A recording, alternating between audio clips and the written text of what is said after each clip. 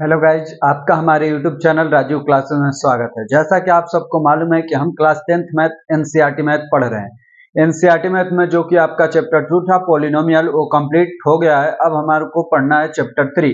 Chapter 3 हमारा क्या है? तो चैप्टर 3 है pair of linear equations in two variables. आज इसका हम इंट्रोडक्शन पढ़ेंगे। आज इसके बारे में हम जानेंगे कि ये क्या चैप्टर है और इसमें क्या क्या हमें पढ़ना है और उसे कैसे पढ़ना है, उसे किस तरीके से। सबसे पहले आपको चैप्टर के बारे में समझ होनी चाहिए।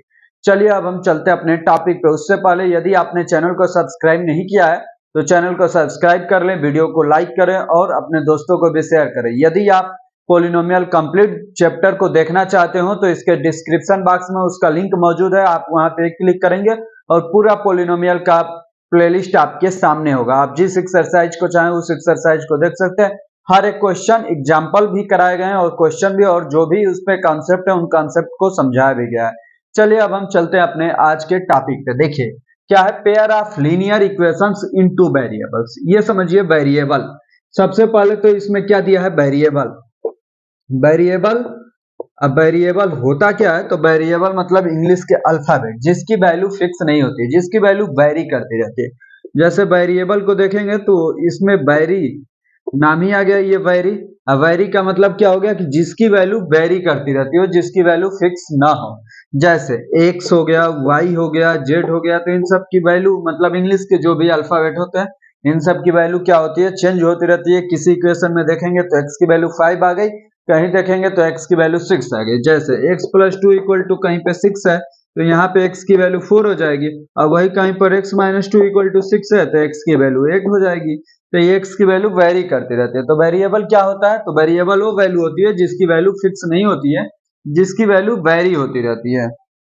अब उसके बाद से आया टू वेरिएबल। तो इस जो भी इस चैप्टर में हम पढ़ेंगे, इस चैप्टर का नाम ही है इन टू वेरिएबल्स, मतलब इसमें दो वेरिएबल की बात होगी। टू वेरिएबल्स मतलब दो वेरिएबल, एक x वेरिएबल ले लेंगे, एक y वेरिएबल। दो वेरिएबल की बात होगी इस चैप्टर में। एक वेरिएबल होता है, उसके अलावा एक कांस्टेंट भी होता है और एक कोफिशिएंट भी होता है। तो इन सभी चीजों के बारे में आपको पिछले वीडियो में पढ़ाया गया है। इसमें आपको ध्यान रखना है कि टू वेरिएबल मतलब एक हो गया x, एक हो गया y। अब इसके आगे आएंगे तो आ गया इक्वेशन। तो दो कंसेप्ट होते हैं, एक होता है इक्वेशन और दूसरा होता है आपका एक्सप्रेशन। दूसरा क्या होता है? एक्सप्रेशन। तो इक्वेशन और एक्सप्रेशन में डिफरेंट क्या होता है? जब आप एग्जांपल्स इन दोनों का देखेंगे तो आपको बिल्कुल अच्छे से समझ में आ जाएगा कि क्या इक्वेशन होता है और क्या एक्सप्रेशन होता है। एक्सप्रेशन, जैसे आपने इसके पहले वाले चैप्टर में क्या पढ़ा था? पॉलिनोमियल। पॉलिनोमियल पढ़े थे ना, तो उसी का एक फॉर्म एक्सप्रेशन भी हो जाता है। जैसे देखिए एक्सप्रेशन क्या होता है? तो 3x + 5, तो ये क्या है? ये एक्सप्रेशन है। इसी को हमें जब इक्वेशन बनाना हो तो क्या कर सकते हैं? 3x + 5 = में 0, जिसमें इक्वल टू का साइन आ गया वो इक्वेशन होता है। जिसमें इक्वल टू का साइन ना होता है वो एक्सप्रेशन होता है। इसमें इक्वल टू का साइन नहीं होगा और इसमें इक्वल टू का साइन होगा। इसमें इक्वल टू का साइन होगा इक्वेशन में, और एक्सप्रेशन में इक्वल टू का साइन नहीं होगा। ये आपको भली बात ही समझना है। ये नहीं जरूरी है कि इसमें हमेशा इक्वल टू में 0 ही गया है। इक्वल टू में कुछ भी हो सकता है। 3x + 5 = 8 भी हो सकता है, ये भी एक इक्वेशन है। 3x + 5 = में x + 4, ये भी एक इक्वेशन है। तो ये सभी इक्वेशन है और ये इक्वेशन नहीं है। ये क्या है? एक्सप्रेशन है। जैसे 3x² + 8x + 5, ये क्या है? ये एक एक्सप्रेशन है। वैसे ही x² + x³ ये क्या है? तो ये भी एक एक्सप्रेशन है। इक्वेशन क्या होता है? तो इक्वेशन ये होता है। इक्वेशन क्या हो गया? तो इक्वेशन मतलब ये कि जिसमें इक्वल टू का साइन हो, जिसमें इक्वेशन में इक्वल शब्द आ रहा है, EQU मतलब इक्वेशन, इक्वल, जिसमें इक्वल का साइन लगा हो उसे क्या कहते हैं? उसे इक्वेशन कहते हैं। और जिसमें इक्वल का साइन ना लगा हो उसे हम क्या कहते हैं? उसे हम एक्सप्रेशन कहते हैं। तो हमें उम्मीद है कि आपको इक्वेशन समझ में आ गया होगा और वेरिएबल भी, टू वेरिएबल की भी कहानी समझ में आ गई होगी। अब उससे आगे आएंगे तो एक शब्द आ गया लीनियर। जब आप पॉलिनोमियल पढ़े थे तो उसमें डिग्री के बेस पे आप पॉलिनोमियल के कई सारे पार्ट्स पढ़े थे। उसमें एक पार्ट्स था लीनियर पॉलिनोमियल, दूसरा क्या था? क्वाड्रेटिक पॉलिनोमियल, तीसरा क्या था, तीसरा हमारा क्यूबिक पॉलिनोमियल था। और चौथा क्या था, क्वार्टिक पॉलिनोमियल या by quadratic polynomial. Quartic polynomial, linear polynomial में क्या होता था, जिसकी डिग्री 1 होनी चाहिए। डिग्री क्या होनी चाहिए, 1 होनी चाहिए। क्वाड्रेटिक में जिसकी डिग्री 2 होनी चाहिए, और क्यूबिक में जिसकी डिग्री 3 होनी चाहिए, और क्वार्टिक में जिसकी डिग्री हमें 4 होनी चाहिए। तो यहाँ पे हमें किसके बारे में पढ़ना है, केवल लीनियर के बारे में। तो आप केवल लीनियर के बारे में लेके चलेंगे। लीनियर के बारे में सुने, मतलब ऐसा हमें इक्वेशन लिखना होगा जिसमें डिग्री 1 हो। तो जैसे क्या हो जाएगा, 3x + 5 इक्वल टू में 3, ये क्या हो गया, ये आपका लीनियर इक्वेशन हो गया। लीनियर के साथ इक्वेशन भी बनाना है, इसलिए हमें इक्वल टू का भी साइन लिखना पड़ेगा। यदि कहीं पे मिल गया x² + x इक्वल टू में 8, तो ये आपका नहीं है, x² + x equal to 8 linear equation नहीं है। ये ध्यान रखिएगा कि हम किसकी बात कर रहे हैं, केवल लीनियर इक्वेशन की बात कर रहे हैं, केवल लीनियर इक्वेशन की। ये नहीं कि आप कहेंगे लीनियर इक्वेशन इन 2 वेरिएबल, नहीं, अभी हम केवल लीनियर इक्वेशन आपको समझा रहे हैं। तो लीनियर इक्वेशन, इसमें x है, ये हो सकता है कि 3y + 8 इक्वल टू में 6 आ जाए, तो ये भी एक लीनियर इक्वेशन है। 3z प्लस में 8 इक्वल टू z + 6, तो ये भी आपका एक लीनियर इक्वेशन है। z के टर्म में है, यहाँ पे y के टर्म में है। तो आपको, हमें उम्मीद है कि आपको लीनियर इक्वेशन भी बिल्कुल अच्छे से समझ में आ गया होगा। अब हम चलते हैं किस पे, तो पेयर। पेयर का मतलब हो क्या हो गया, कि जिसमें दो हो। पेयर मतलब जोड़े के रूप में हो, जिसमें दो हो। जैसे 3x + 8 इक्वल टू में 9, उसी के साथ में एक और इक्वेशन लिखा हो कि 3x + 5 इक्वल टू में 6। तो ये क्या हो गए, ये आपके लीनियर इक्वेशन इन पेयर में हो गए। अब आपको हम सारा मिला के पढ़ते हैं, pair of linear equation in 2 variables. तो देखिए ये क्या होगा, सबसे आपको पहले पेयर लिखना होगा। तो लिख लीजिए 3x + में 6 इक्वल टू में 9। वैसे ही लिखिए 5x + में 8 इक्वल टू में 7। ये पेयर तो हो गया, क्या हो गया, पेयर तो हो गया। पेयर मतलब हमने दो इक्वेशन तो लिख दिया। अब लीनियर इक्वेशन, इसकी डिग्री भी 1 है, इक्वेशन भी है, क्योंकि इक्वल टू का साइन है इन 2 वेरिएबल। तो इसमें 2 वेरिएबल नहीं है, तो क्या लिखना पड़ेगा हमें, इसके साथ में y भी लिख देते हैं। अब ये हो गया लीनियर इक्वेशन इन 2 वेरिएबल्स। आपको पूरी तरह से मिल गया क्या, linear equation in 2 variables. Linear मतलब जिसकी डिग्री 1 हो। तो यहाँ भी डिग्री 1, यहाँ भी डिग्री 1, यहाँ भी डिग्री 1, यहाँ भी डिग्री 1। पेयर तो दो इक्वेशन है ही, इक्वेशन इक्वल का साइन है ही, इन 2 वेरिएबल, 2 वेरिएबल हैं। तो ये आपको क्या मिल गया, pair of linear equation in 2 variables. अब हम इसके आगे चलते हैं, इसको क्या इसमें करना है, इस चैप्टर में हमें क्या करना है, तो दोनों को सॉल्व करना है।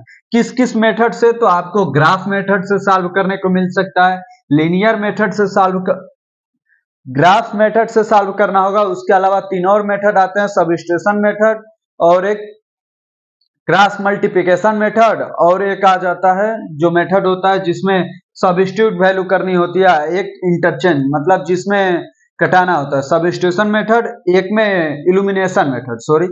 आपको एक तरीका मिलेगा ग्राफ मेथड, एक ग्राफ के तरीके से सॉल्व करना होगा। दूसरा किस मेथड से, तो सब्स्टिट्यूशन मेथड से इस इक्वेशन को सॉल्व करना होगा।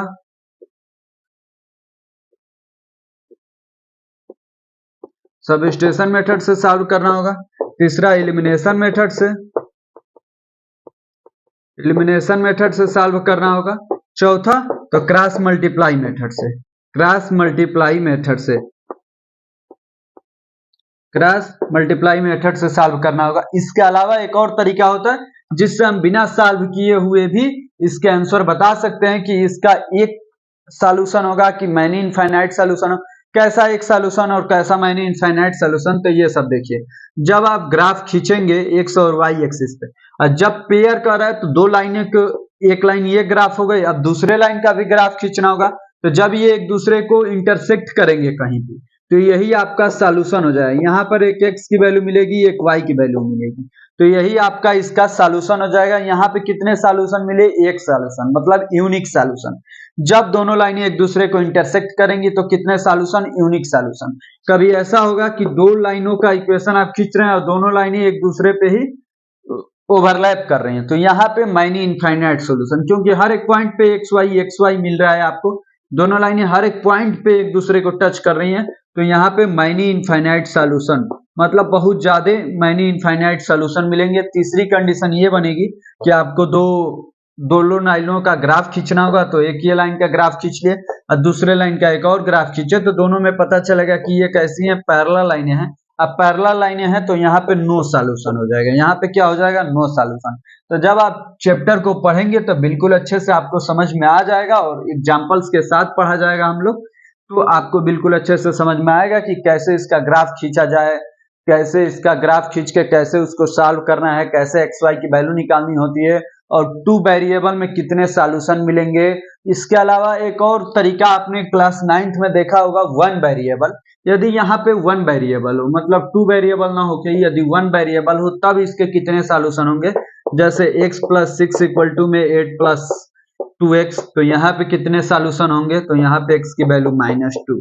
तो यहाँ पे क्या होता है, यहाँ पे हमेशा जब वन वेरिएबल होगा और पेयर तो होगा नहीं, वन वेरिएबल में पेयर की बात नहीं होती है, linear equation in two variable, linear equation in one variable की जब बात करें हम, वन वेरिएबल की जब बात करते हैं तब क्या होगा, तो वन वेरिएबल वाले में आपको सॉल्यूशन तुरंत मिल जाएगा। कैसे, x = -2 हुआ तो x को उधर साइड ट्रांसफर करते हैं और 8 को इस साइड, तो -8 + 6 2x माइनस में x, तो क्या हो गया, -2 = में x, तो x की वैल्यू क्या हुई, -2। तो हमेशा इसमें यूनिक सॉल्यूशन ही मिलेगा। क्या मिलेगा, हमेशा आपको यूनिक सॉल्यूशन ही मिलेगा, यूनिक सॉल्यूशन। और जब भी इसका ग्राफ खींचेंगे तो हमेशा आपको स्ट्रेट लाइन मिलेगा। ग्राफ कैसा मिलेगा, ग्राफ कैसा मिलेगा, तो ग्राफ आपको हमेशा स्ट्रेट लाइन,